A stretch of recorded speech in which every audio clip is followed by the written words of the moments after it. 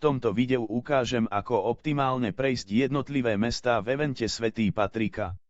Buď použijete spreac šity, ktoré som ukazoval v minulom videu, alebo si ušetríte námahu a použijete FOE Helper.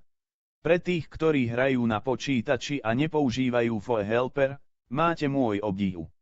No ja si rád život uľahčujem a preto ho odporúčam používať aj vám. Nainštalujete ho ako doplnok do prehliadača, ideálne do Chromu. Alebo pôjdete cez Google a nájdete si ho priamo. Zo skúseností nefunguje moc dobre v prehliadači Edge, sorry. Pokiaľ už FOE Helper máte, keď kliknete na event Svätého Patrika, malo by sa vám objaviť toto okno. Je tu veľa užitočných vecí, napríklad tu vidíte, či vás brzdí produkcia, loď alebo slávnosť.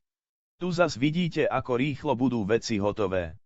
A tu vidíte, ktorý typ mesta hráte, sú len 3 a bude to podstatne neskôr. Ja teraz hrám typ mesta 2. Podstatná je ale táto posledná časť, kde si môžete vložiť stratégiu.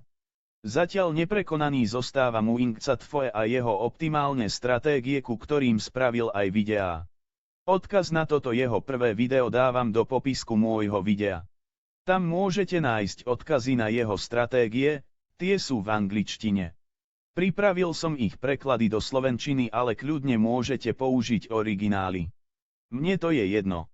Ja mám teraz rozohraté druhé mesto, preto ukážem, ako vložiť stratégiu na mesto 2 do FOE Helpera.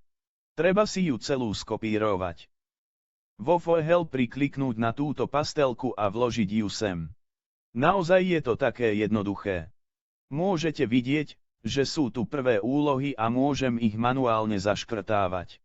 Našťastie sa zaškrtnú samé hneď, ako ich splníte, takže keď znovu otvorím event, tak už tam budú tie, čo sú pre mňa aktuálne.